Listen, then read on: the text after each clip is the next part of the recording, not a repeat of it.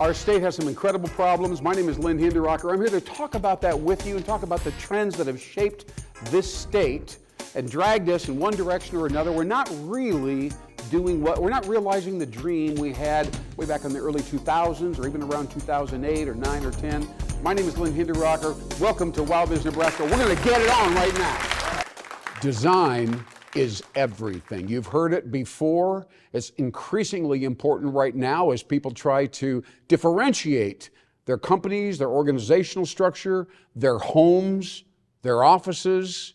Nobody wants to be commoditized, and rightfully so. So design comes up in a lot of different contexts. My name is Lynn Hinderaker. You're watching WowBiz Nebraska. We've got a lot to share with you on this particular show, some unusual information, but we're going to finally go ahead and share the whole kit and caboodle with you about a word, a combination word that is powerful, and it's going to emerge again and again in your life, and the word is urban naturals. One word together, kind of squished together, two different opposites, something rather urban or citified, if you will, and of course, natural or rural, organic, green. So these are two very interesting opposite words. There's a capital N, by the way, right in the middle that combines or blends those two words together. Now think about all the situations in which you see opposites, right? Urban natural opposites. When you walk into somebody's home and you see wood, maybe a wood top, but you also see some beautiful metal or industrial metal, maybe legs or elements. And when you go to the side of a house and you'll see metal here, a metal trim, or maybe glass, right? Glass right next to wood, maybe kind of what I would call kind of a rough wood or wood with a lot of grain to it. And that implies, by the way, when we see those kinds of opposites together, do you know what we think about? They've kind of peered into our brain a little bit here on the medical side. Sustainability. It's a very interesting thing. Of course, it's a huge mega trend, sustainability, but we think about Mother Nature when we see wood butted right up to metal or glass, organic and synthetic things. Now think about what we're talking about here. This is design. I'm going to take a look right over here at this nice little picture frame. You see around it, it's nice wood, kind of a dark wood, almost a gray wood. And then you see in the middle, of course, glass, as you would expect inside of a picture frame. But here we have a synthetic material, glass, right next to this wooden material right here that surrounds it. Now that's a very refined version, kind of a subtle or modest expression of what urban naturalism really is. Now I'm going to take it to the edge. Now again, think about the interior, the exterior. Think about landscaping. Think about any environment where opposites are brought together and we look at them, and what happens to us emotionally? Can you just ask that question? Because a lot of people who are being honest with me, they kind of reflect a little bit and they say, you know, Lynn, I have to admit, I take a look at some interiors, I go into stores, I see this example with this wood and this metal all the time. It's everywhere. I see it everywhere. It's a very common trend, and I like it. It kind of gives me a little bit of energy, a little bit of juice, if you will, and it's really an interesting thing. So I'm going to show you right now. Now, once again, think about the outside of your building, outside of your home or your office, or the inside of it, if you will. Here you see a graphical expression of urban naturalism. And of course, you see the incredible crevices and lines of this wood. Many years ago, it was part of a tree, of course, but it's turned into something very different because it's moving. As you see all the lines, it's really quite a piece of art, but it's more interesting when you look at it in contrast, right? In contrast to the metal little bracket or brace that we have at the bottom, kind of elevating this this very old piece of wood. In fact, imagine how you would maybe garnish it or make it even better. I'm thinking of maybe metal, aluminum, or steel metal rods, right? Placed in various areas underneath, kind of supporting this, and then of course sitting on some kind of a base, maybe a marble base or whatever. But this is a museum piece that you're looking at, but it's a fantastic example of the urban natural trend that is changing our lives. Now, here's the interesting thing.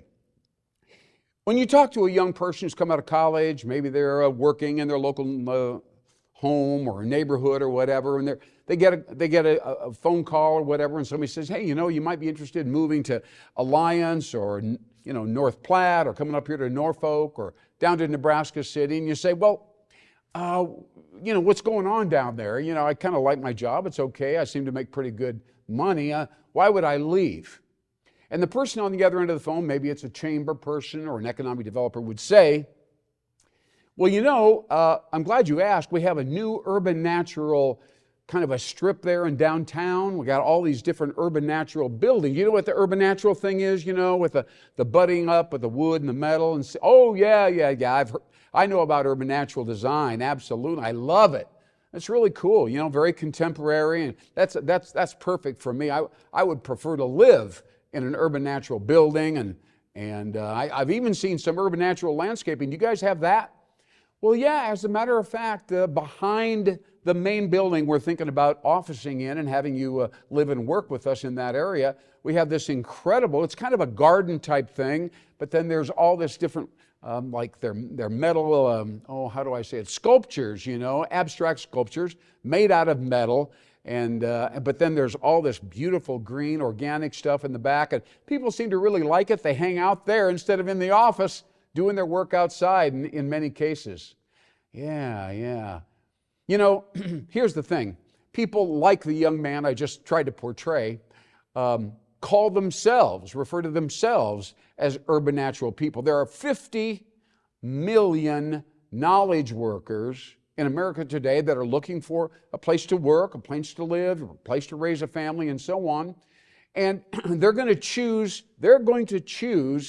a community or a neighborhood that is in fact urban natural, and what I've shared with you right now. Now, when you go to a store, you can take a look at packaging. You'll see examples of this at Walmart or some other retail store. Again, we're surrounded by urban natural design. It's very special, it's unique, and what's cool about it is this. Now, I'm gonna lay something heavy on you. This is the part of the show where you'll go, I don't know about that. In 1981, two gentlemen for 30 years prior to 1981 had measured how people behave emotionally, the mood they're in, so on, how their brain clicks when they take a look at two opposites, like a big picture of black and white or metal and wood, some kind of a thing that is in fact opposites. And they measure them, measure the brain. This went on and on for many, many years. Scientific now.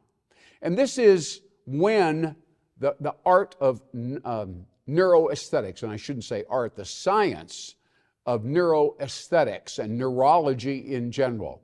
As we probably realize, when we look at anything, our neurons travel across our brain to a certain area, to the visual cortex.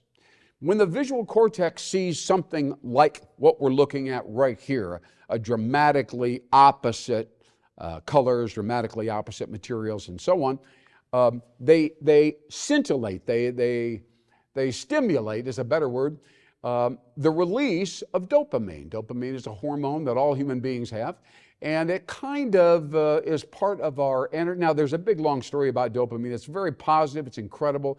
People are now taking cold plunges, as you might have heard, and they have all kinds of dopamine streaming through their body, and they do it because it gives them a really good feeling, kind of a positive feeling, relaxed, obviously, after they towel off and so on. But that's where I'm coming from here. This is a subtle thing, to be sure. It's not quite as dramatic as jumping in a cold plunge, but it does have the same energetic impulse, the same energetic result. So think about this for just a minute. What are the implications? If we know this for sure, then wouldn't it make sense for us to have high contrast, what I would call urban natural design in buildings, right? The exterior of a building, as you walk up to a building, the facade, and you see metal and the wood right there next to the door and so on. good vibes, right? Scientifically proven now, neuroaesthetics, and very exciting to be able to bring this to you and make sure that architects, designers, construction companies, landscapers, people that like to move their furniture out of the house and out into the porch or onto a deck, take some of the things from outside on the deck, some of the plants and so on, bring them back inside. This kind of fusion is all part of the urban natural mega trend. But most importantly, and I'm going to cut this off very quickly, we obviously in our state and in our country, we have a very strong division between Republicans and Democrats, people that think one way, other people have a different worldview. Wouldn't it be interesting if we created a new political party? I'm just theorizing right here, but if we could bring people together, just like we bring materials together, we could have the Urban Natural Party, couldn't we? Think about it. I take it pretty seriously what I'm sharing with you right now. I don't expect that to just happen, but I am saying this, that when you bring contrasting images, you can bring contrasting people and their worldviews, their mindset, we can bring them all apart, or bring them together rather, and it could be a fantastic result. Incredible, huh? That's our first half of our show right here on WowBiz Nebraska. I'm Lynn Hinderaker. This show is brought to you by two sponsors. One company is called Charisma Coaching. We'll get to them in just a second. The other company is called Trust TV. Now, Trust TV and Charisma Coaching have something definitely in common. And I'm going to focus in right now, very briefly, on the real estate industry, which I know is kind of going through a lot of ups and downs, and people are a little bit unsure of themselves. But I'm going to tell you, here's where the action is. A gentleman named Mauricio Umansky. I'm probably mispronouncing that, but this is a guy that got into the industry, real estate salesperson, just like many, many people here in the Omaha and eastern Nebraska area. And by the way, the average real estate person right now, the real estate salesperson, makes about $49,000 a year. Just so you know, it's a rule of thumb, $49,000. Maybe not good, maybe not bad, but that's the number.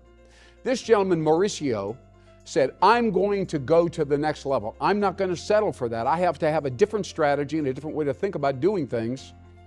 And so he said, I'm going to focus on the luxury sector of our local market, the high end, so to speak. And I'm going to be the guy that's in the middle of all that and providing leverage, introducing sellers and buyers and so on. I'm going to play the game at that level, right? Because if you get some images of those in video, but most importantly, if you're on camera. Now, what if you have maybe an interviewer, right? Somebody that is asking you the right questions. There are cutaway little shots of the image, whether it's inside or exterior, whatever it is. So that's what Trust TV is, an 8-minute interview with a media pro, and it could be, like Mauricio, focused on your business and your ability to pull people together in the luxury sector of the residential real estate market. Now, by the way, if you feel a little inadequate about that, you see the idea, go on camera. And Mauricio said, I decided that I was going to go on TV, and that was going to be, bam, the catalyst, and that's exactly what it was for him. He did $1.2 million in sales, as opposed to $49,000 a year. Now, Charisma Coaching, if you'd like to get prepared for that moment, if you'd like a little bit of feedback, coaching, how to do it, what I should talk about, body language, sales, being able to tell a story, being able to walk into a room and dominate the room, right? Where people say, hey, there's Joe, there's Susie. Wow, have you met her? You got to meet her. She's something else, right? So Charisma Coaching and Trust TV, these are the two organizations that are bringing you our show, WowBiz Nebraska, right now, here to you. Check them out on the web, Charisma Coaching, beginning, by the way, with K-A-R-I-S-M-A, coaching, and of course, Trust TV, just as it sounds. You have a future going for you, but you've got to get on video, get on camera, and be interviewed like a genuine celebrity. That's right. What a cool idea, huh? All right. Thanks for coming back here to WowBiz Nebraska. I'm Lynn Hinderaker. I really appreciate everything that you've been doing for us over the last several years. We've got 14 shows or so, and a lot of people are very excited about the show. They're watching, they're pulling people together, and checking out the video as we go. So thank you so much for your attention and your support. I want to talk to you now about the state of sales. This has been a very interesting and controversial topic. Some people say, sales is terrible. No, it's not the same anymore. Nobody wants to let me talk to them. Nobody answers the phone, nobody gets back to me. They don't do any of that stuff. And then we have another group of people that say, wow, if you just create value. And I just want you to just kind of think about that for just a second. There's a difference between, hi, I'm Lynn, and having some value that you can, how do I say it, condense succinctly into either a verbal or an email message that precedes you and also follows you after some kind of an interaction. Now, I'm sure you know what I'm getting at here.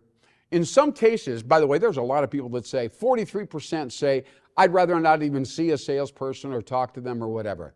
70% will tell you, of all potential buyers, they will tell you that they've already researched the topic or the subject or whatever. They already have a sense of what's good or bad. And maybe there's a few other details they don't know about, but they're going to get most of it down themselves with obviously the era of the web that we're in. And that's understandable, but also I have to tell you, 23%, this is an interesting number, regret that they didn't invite the salesperson in much sooner, that they did something that was more complex than they realized, more difficult to come up with the right decision and so on. So it would have been better if they would have actually visited with somebody earlier in the sales cycle.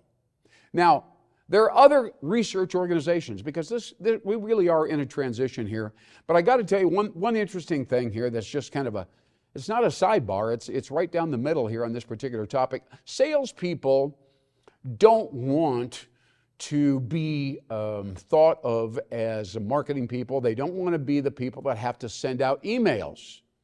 They don't want to be the people that have to come up with clever ideas or match the number of times we've talked to this person or that person.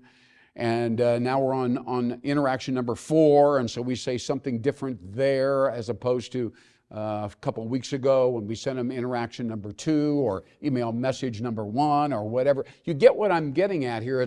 It's a more complex game than it used to be, right? And so we have to really kind of bring our messaging very consciously to the person before we maybe get on the phone and make a call. Or here's another flip side to that. The call may not be a sales call. It may be what I would call a marketing call, right? So that you might say, well, Mr. Jones, thanks for picking up the phone here. I just wanted to let you know we're preparing an email right now for you. It's rather special. It's got a video in it. It's got a very special message that I'm sure you haven't seen lately. And I just would like to ask you to watch for this email. I'm sure that you'll enjoy it. But I wanted to let you know in advance that it's coming, and the subject line has this, and it's coming from, our organization, so you can identify it so it's not off the wall too far and so on. Right? You might have to go through that kind of effort before you expect to actually be in front of somebody and discussing, the value. What's the real value? Here's another interesting pattern or trend. A lot of younger folks don't seem to like receiving a phone call. It makes them nervous. It makes them anxious. They don't know who's calling. How should I talk? Is it worth visiting? Becomes kind of a big, anxious, emotional experience for a lot of them who are in their 20s, 30s, maybe their 40s, although not as much. So what they want us to do, and I say us, we're talking about salespeople, for instance, they want us to text them in advance, briefly introduce ourselves, and ask if we can have the opportunity to speak with them briefly at such and such a time, or maybe tell them I'll be calling you at such and such a time, so it's not a surprise, and maybe just hint at what the purpose of the call is and so on, so that they don't feel Oh, I don't know. I guess the word would be awkward. They're busy, they have other things to do, and a lot of them seem to have difficulty actually kind of going with the flow insofar as the conversation is concerned. They don't want to be manipulated either by the wrong people, the wrong words. It's very interesting. So we have to adjust. But I do want to say this. Salespeople and marketing, they've got to come together. You know, there's a lot of companies where the marketing department's over there, a bunch of creative guys are over there. Here's the sales force over here. The boss tends to pay more attention to the salespeople. They're bringing in the orders and so on. But the fact of the matter is, these salespeople need to take lessons or be coached, if you will, about what they should be saying and how they spell and how many times should they capitalize this or not? And what about an attachment? What would that attachment say? There needs to be all this discussion, and then they have to be a little bit more patient, right? It could be a little more difficult to walk in as they used to do and say, hey, this is my card, I'm selling this, I represent these guys, see if I can't speak to Harry back there at the end of the building if that's okay, right? Now that can happen, but it needs to probably be a little more conscientiously, framed, staged, kind of set up, because otherwise a lot of young folks in particular don't know if they really even want to talk to you. And so you kind of have to establish your credentials in advance. And think about this now, this came up again as part of our, the web era, shall we say, is that having a sense of what they like, what they want, but most importantly, what their problem is. Now you can go to AI. I know some of you do this, some of you don't, but you might want to go to AI, do a little research and say, what are the problems that this industry has right now? What are the trends that are shaping blah, blah, blah, blah, this or that industry, right? And that's a very interesting and powerful thing to do. It takes maybe 5 minutes, maybe 10 minutes at the most. Now you can come back to the email recipient and say, I know there's an issue in this and this. Our company can do this and this.